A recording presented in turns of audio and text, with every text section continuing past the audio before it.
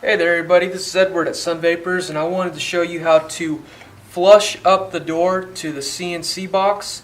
The doors come about 300 microns I believe is the measurement, lower than the edge of this door. So if you're making these for yourself or you plan on selling these to customers, you just want to keep in mind that your fingernail will catch on that edge. Don't worry, it's designed in a way to kind of do that. It wasn't supposed to be so deep, but it came out that way.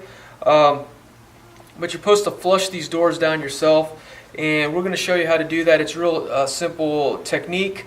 It's pretty cost effective. You don't need a belt sander. If you do have a belt sander, that's great, but we're going to do it and hopefully get it done in 5 minutes. If you're just watching this video and you're not sure what the box is, I sell these boxes. I have them CNC machined. They're Fat Daddy Vapes ready. You can see this one is flat black, and then I kind of sanded it to give it an aged look. This already has a door mated, so it doesn't catch on each end, and it kind of has a sealed look. If you want to open that real fast, we can kind of see that it's sealed. And the whole idea is just to make a better looking box mod. I believe it has the B dimensions with the G thickness. So it handles 18650 batteries, and doesn't have that fat look like a Hammond box mod. And we'll have a comparison in the video as well near the end. So this is what you're working with. Now you see this has been painted, and we paint the inside. We want to insulate the inside. There's several paints you can use. I kind of thought this high heat stuff come out pretty good. The high heat was used right here, and it dried in like maybe minutes. So it has that flat black look. And you probably want to do this early on in your project because you're going to do a lot of sanding and scuffing and buffing. And hopefully, if you get good enough, you can probably get it to a mirror finish, which we don't have the mirror finish right here, but we'll get to that in a minute. So let's get back to the video. We're going to start off by, this is about a 400 grit sandpaper. You could probably use different grits to get the job done. We're using this grit right here. And I'm going to show you how to make this cheap sanding block that's very flat. First, you're going to want to use a piece of hardwood that's very straight. I got this at Home Depot. I believe it was $2 a square foot, or $2 a foot. We're going to just going to go like that. We already have one made here. This is one of these. I believe it's the 1000 grit. And the other side, and I already tore that chunk off, but the other side's this. I'm going to show you how to make it from scratch. And I learned this when I used to make parts for missiles and UAVs up here in San Diego. I used to be a technician. Basically, I did a lot of sanding and buffing, and also operated a CNC cutting table. I'm going to go outside, spray this. My cameraman will follow me.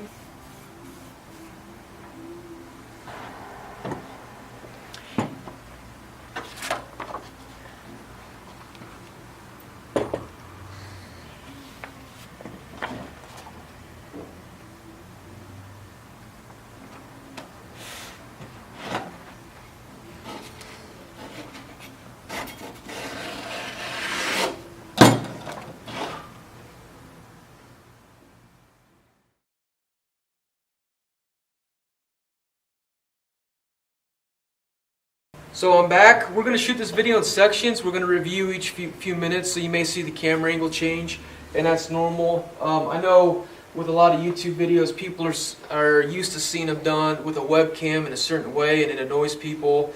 I'm trying to make a little more professional setup and learn how to shoot these videos along the way, so forgive me. So we changed the camera angle. Nothing big, and this was finished. You don't have to wait for this to dry. You can see it's very straight on the wood. And the reason we use the hardwood over maybe a 2x4 is because it doesn't dent easy. It's very straight.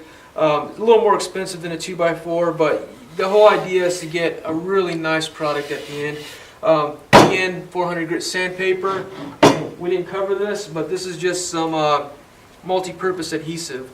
And we used to make Dragon Eye drones, Javelin anti-tank missiles, carbon fiber, Kevlar, We used to sand all that stuff by hand, and a lot of times you were not allowed to use any power tools because the parts were so expensive. They'd rather have a team of guys sanding by hand than to use a power tool. So we're going to take this box right here, and remember what I said, it's I think 300 microns, and I may be saying the wrong measurement. It was 0.3 of a millimeter. It's just not as level, and it does catch on that lip. So the hardest part to level out is going to be this part right here. It's going to put most resistance. These will file down really fast. Make sure that your screws are in there.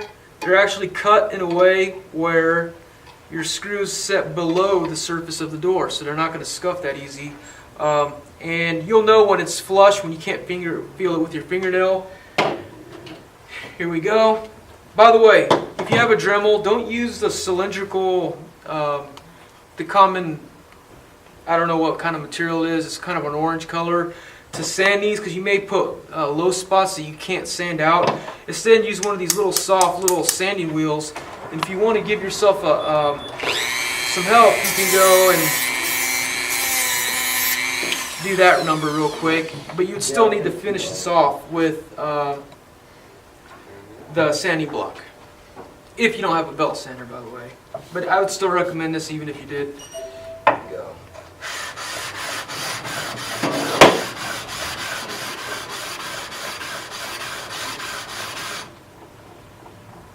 Remember, you want to put more pressure right here than you would right here. Sometimes you may even lift it up and just get started that way.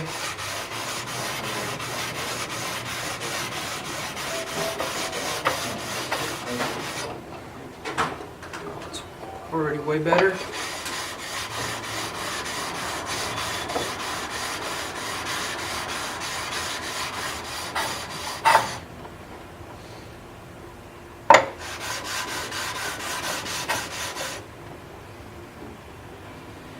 Now, I'm a perfectionist. Most people would probably say that's enough. I kind of want to see the door start getting scuffed. So we're just going to keep going.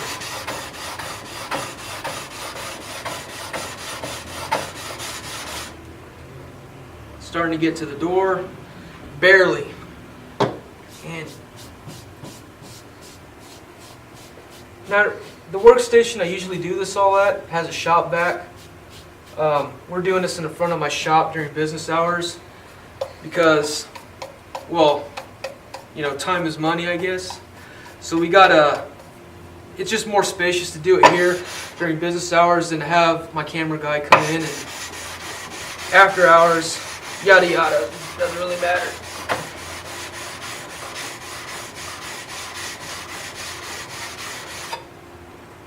When you're done, just set it on the table and I'll zoom in so where I can already see the door starting to get flush. Well, this door is already flushed, and you can see the rest. And it's probably I'm pushing more on this corner. Yeah.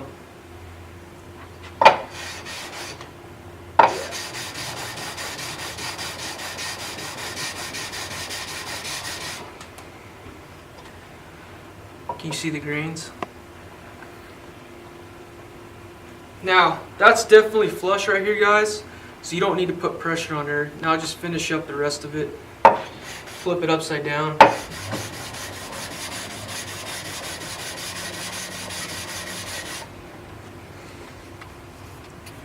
Very brushed looking. You can find guides on YouTube how to give aluminum a brushed finish using Scotch-Brite if you want. Or you can maybe try to use that right there. Maybe sand a little straighter to get that curve out. Now, I like to do all sides. So I go like this, I do a side. It doesn't take long, it's CNC, so it's going to be very, very flat.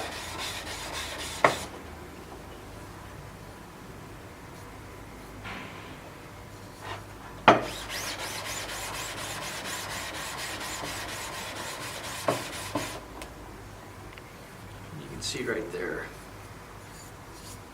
This part might be hard. We're going to give it a shot. I don't want to spend too much time on this part because I know it's flat, but you may want to polish it to a shine. And it's good to have all your sides done.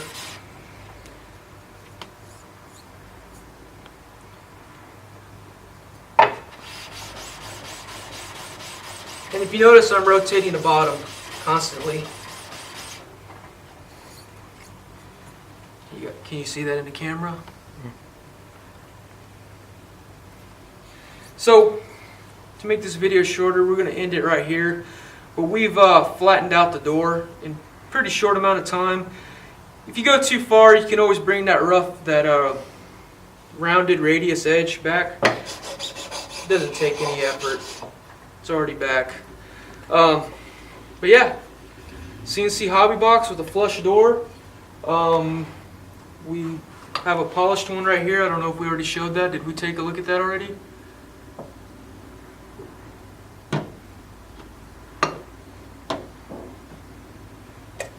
Here's gold chem film. Not sure it's going to be a hit. You can always sand it off. It's cakewalk. And maybe show off what a USB looks like. This is a part that seems to be a deal breaker with some people, is this USB. So you put it right there. If you insulate it real well, you can epoxy it.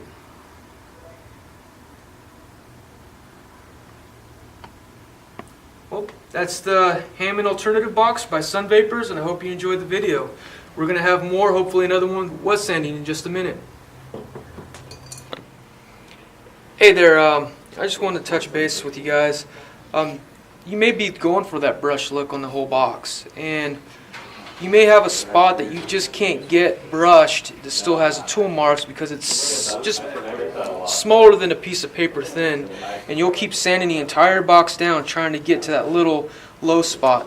Well, you can blend. You can take a piece of paper and gently go in the same direction and blend that low spot in with what you've already done and finish the job right away. So that's just something I want to touch on before someone just keeps sanding and sanding. You can really fake the funk as long as all your strokes are the same grit, same sandpaper, same pressure. You can go in and touch up the low spots that you may be fighting. There's a low spot right here I can barely see still, and I gave it a brush, and then there was a low spot right here that I gave a brush. So now it looks completely brushed.